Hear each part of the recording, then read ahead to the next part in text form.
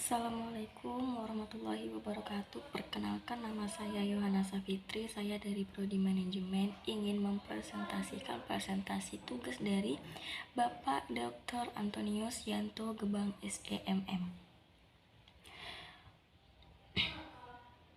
Di sini saya akan membahas tentang apakah setiap variabel bebas atau variabel penjelas mempengaruhi permintaan terhadap Honda secara langsung atau secara tidak langsung. Yang kedua, tentukan perubahan jumlah Honda yang diberi setiap tahun untuk perubahan dalam variabel independen atau penjelasan. Yang ketiga, tentukan nilai QC jika rata-rata nilai PC US dollar 9.000, N sama dengan 200 juta, dan US dollar 10.000, PF US dollar 8.000, PG sama dengan 80 sen, A sama dengan US dollar 2.000, P1 sama dengan 1. Yang ketiga, tentukan nilai QC jika rata-rata PC US dollar 8.000, N sama dengan 150 juta, I sama dengan US dollar 8.000, PF sama dengan US dollar 6.000, PG sama dengan 50 sen, A sama dengan US dollar 160.000, P1 sama dengan 0.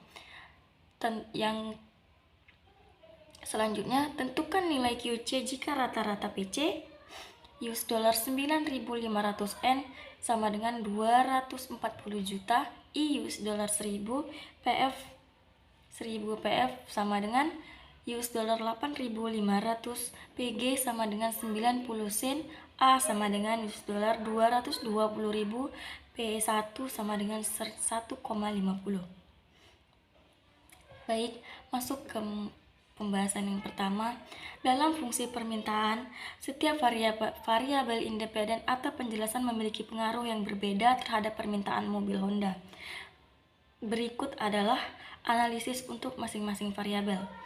Yang pertama, harga mobil Honda atau PC itu memiliki pengaruh yang langsung. Alasannya karena harga mobil PC naik, permintaan biasanya akan turun dan sebaliknya. Ini sesuai dengan hukum permintaan.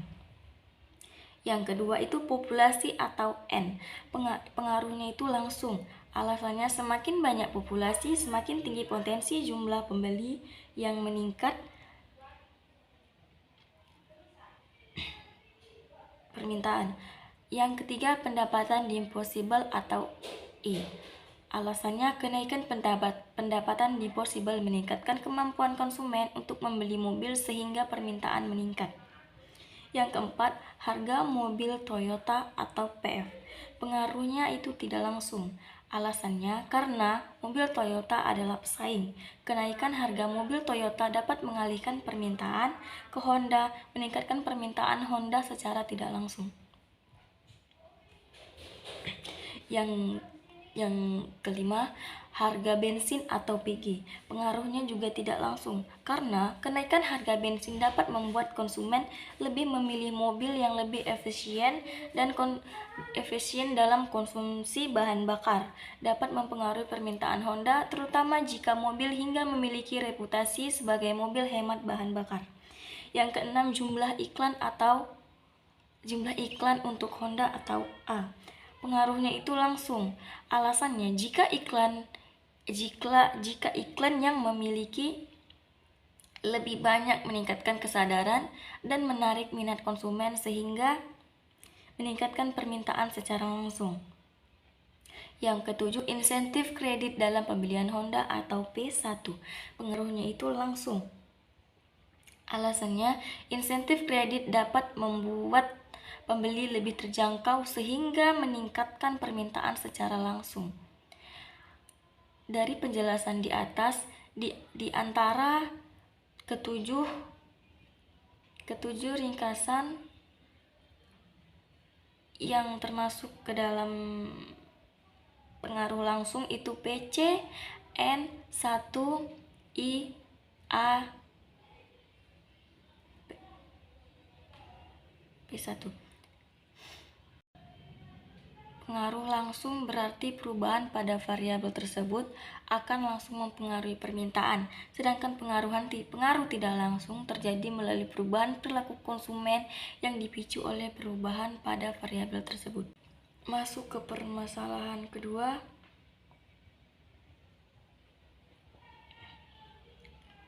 yaitu masuk ke pertanyaan kedua. Yang pertama, perubahan jumlah Honda yang diminta. Dari persamaan reaksi berikut adalah perubahan jumlah Honda yang diminta untuk setiap perubahan variabel independen. Yang pertama, harga mobil. Harga mobil itu perubahannya negatif 100 setiap US dollar 1 kenaikan harga. Perubahan yang kedua, populasi. Itu plus 2000 setiap 1 juta kenaikan populasi. Yang ketiga, pendapatan disposable. Perubahannya plus 50 setiap kenaikan pendapat. Mobil Toyota PF, setiap kenaikannya plus 30 setiap kenaikan harga Toyota. Harga bensin, kenaikannya memiliki perubahan yang minus 1000 setiap 1 sen kenaikan harga bensin. Yang keenam, jumlah iklan untuk Honda, plus 3 setiap kenaikan harga iklan. Yang ketujuh, insentif kredit, kenaikan 1%. Perubahannya plus 40.000 setiap 1% kenaikan insentif kredit. Yang kedua, menghitung QC.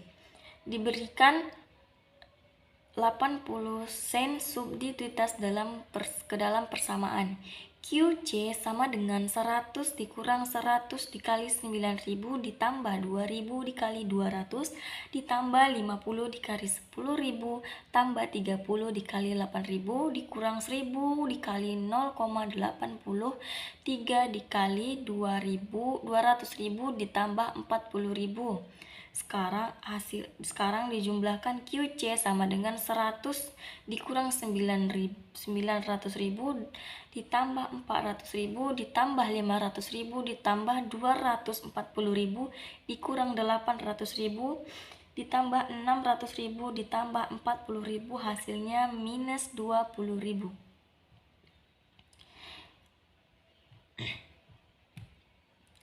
Menghitung QC.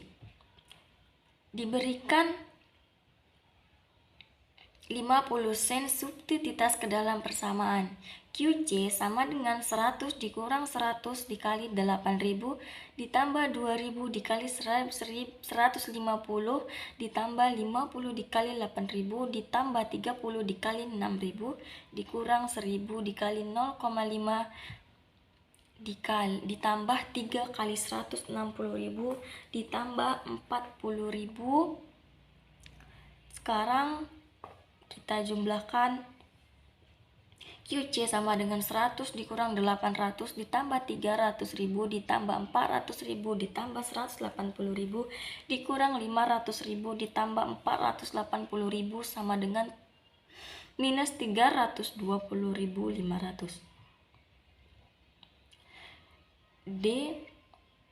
Menghitung QC. Diberikan 90 sen ke dalam persamaan.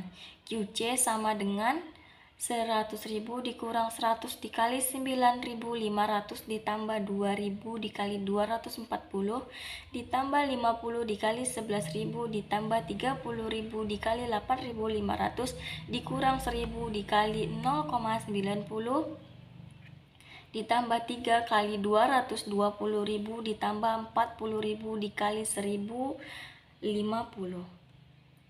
Sekarang kita jumlahkan QC sama dengan 100.000 dikurang 950.000 ditambah 480.000 ditambah 550.000 ditambah 225.000 dikurang 900.000 ditambah 660.000 sama dengan plus 194.100.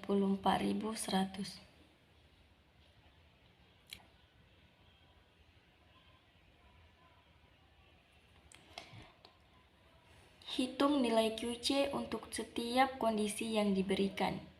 Ingat persamaan regresi kita, QC sama dengan 1000